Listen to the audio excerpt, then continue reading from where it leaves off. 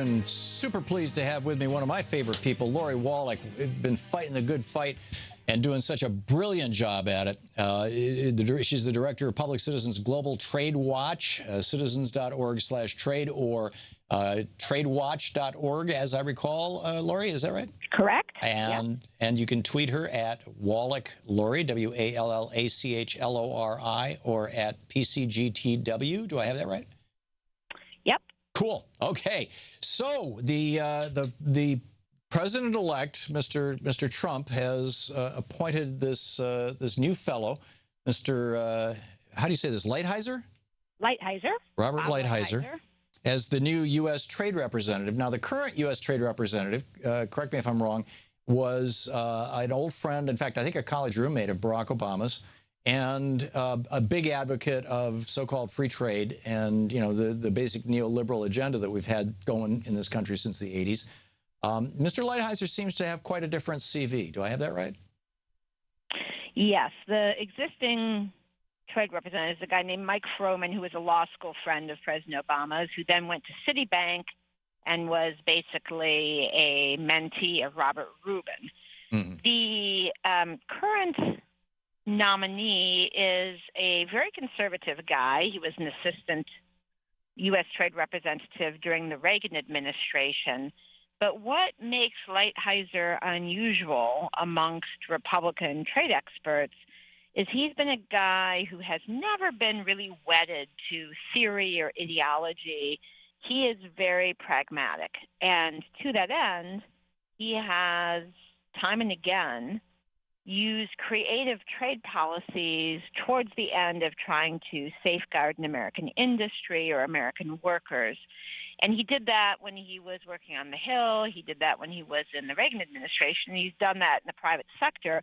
He is a trade lawyer who does the defense cases, the anti-dumping cases for different industries. So while he certainly is not a progressive guy who is going to necessarily agree with significant parts of progressive notions of what good alternative trade policies would be, he also is not a knee-jerk, dogmatic NAFTA TPP lover, and in fact has criticized a lot of the previous trade agreements by just simply saying, hey, they were supposed to do X, Y, and Z.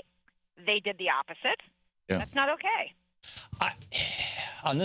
I've been doing this program, I think, for 14 years and have been consistently an opponent of these so-called free trade deals, as you well know. And I wrote a book back in, I think, 2010 called Rebooting the American Dream that Bernie endorsed. And in fact, he sent a cover letter and a copy of the book to his 99 colleagues. And the essence of the book was that Alexander Hamilton and George Washington got it right, and we need to return to a trade policy that you know. And I'm trying not to say America first because I know the history of that phrase and I know that Trump has appropriated it, but basically an America first trade policy. And on this program, and maybe on one of the times when you've been on this program, I have said repeatedly for years, whichever party repudiates this open free trade neoliberal agenda, whichever party repudiates that first, is never going to lose an election again, or at least not for a while. And it's, on the one hand, gratifying to me that Donald Trump, that the incoming president might be saying, okay, we've had this 40-year experiment. It has screwed the middle class. We're going to end the experiment. That gratifies me. But on the other hand, all the stuff that comes with it being A, Donald Trump, who I think is a little bit crazy, and B, the Republican Party, who I think are somewhere between crazy and evil, frankly scares the hell out of me. I'm not sure what to make out of, the horror of my own prediction coming true, Lori. What do I do? Well, I think that the unrelenting promotion of the TPP right through the election has really been a major factor in Trump getting elected. Yes, I agree. Both because President Obama had most of his cabinet out around the country literally the week before the election, talking about TPP, which signaled to voters that the Democrats really just were part of this corporate elite that had gotten them into these agreements that the public broadly hates, which is perverse because, of course, congressional Democrats have systematically opposed these agreements, and the congressional Republicans have largely supported them. But that, and then the fact that, in part because of that, because of her own proclivities, Hillary Clinton wasn't really as far out and as loudly out against the old model, gave Trump the ability to basically run with something that, you're right, is extremely appealing with most Americans. Because the old model isn't free trade, whatever that is, and it hasn't worked. It's been a corporate rigged set of rules, and the reason why you heard both Sanders and Trump using that kind of language is because an objective review of the way the agreements were negotiated, 500 corporate advisors seeing the documents secret to the public and the press and the Congress, is rigged, and rigged in favor of those who were at the table. So we now have this perverse situation where we have had a president elected in no small part because he appealed to people on those issues. It remains to be seen, Tom, what they're going to do. And I think that the nomination of Robert Lighthizer to be the trade representative, the choice of a guy named Peter Navarro to head a top office right in the White House on trade, those are good signs that the president intends to try and really shake things up. On the other hand, he has said that his trade policy is going to be largely determined in the Commerce Department, and the guy he has nominated for that job is a former supporter of, well, still supporter of CAFTA and a former supporter of the TPP, and is a guy who's a corporate raider, notorious for getting rid of American jobs. So and the whole cabinet is packed with TPP and NAFTA supporters. I mean, it's sort of. Yeah, so this isn't people who have the opposite view. Yeah, this is not a simple thing, and it's not a done deal. Is it possible, do you think, for the Democratic Party? I realize, I'm politicizing this, and you're very, very good at not politicizing these things of simply, here's the facts, ma'am, sort of thing, Sergeant Friday. But is it possible for the Democratic Party? I know the Progressive Caucus has been on this forever. And you get people like Bernie and others who have been on this for a long, long time, to get out ahead of Trump on this, so that if Trump actually does change, or the Trump administration does change the American trade policy, that it can look at least like he did so at least in part because of pressure from the Democratic Party.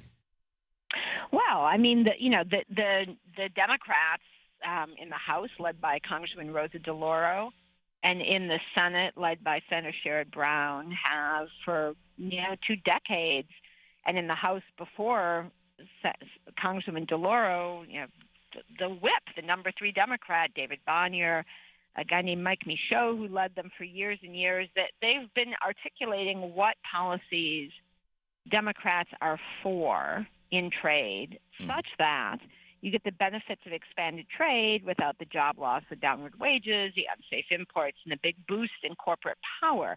And so even yesterday, a group of a dozen congressional Democrats had a news conference basically saying, listen, it's all well and good, Donald Trump, that you're not going to try and revive the TPP, an agreement that already Congress has killed.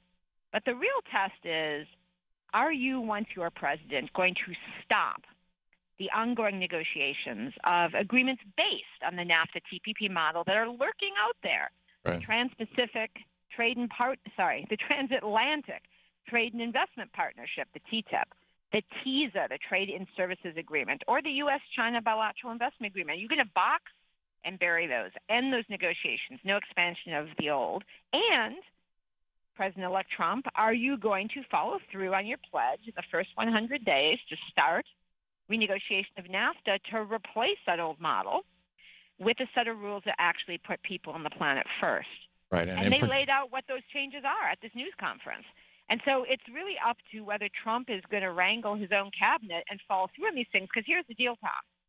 If he doesn't come up with changes, say, to NAFTA that those Democrats support, he'll never get it implemented. Because the Republicans want the stuff that kills jobs and brings down wages. Well, that's the thing. I mean, Trump, if Donald Trump is successful in doing this, he'll be going against his own party. And, then I could envision that between that and his also, multiple commitments to not cut Social Security, Medicare, and Medicaid, which Paul Ryan right now is, he's sharpening the knives as we speak, and salivating. If he fights his own party on those two big issues, I'm wondering if they're going to impeach him because, Mike Pence, of course, will go along with those things. Mm-hmm. But who knows? I don't know. We're entering into some very, very strange times, Lori. Indeed. It's very strange times.